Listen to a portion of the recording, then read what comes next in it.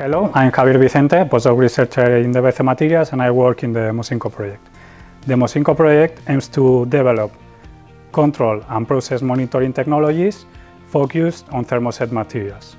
Our objective in this project is to develop innovative inspection and tracking methods in order to ensure part quality and facilitate the assessment of aging. A key aspect of MOSINCO is the development of novel monitoring techniques that facilitate the predictive maintenance throughout the life cycle of the parts. BCMaterials, as one of the partners of the project, is focused on the development of functional links that enable the monitoring of internal stresses, the control of deformations, and also establish new anti-counterfeit measurements or indicators in the final parts of final components.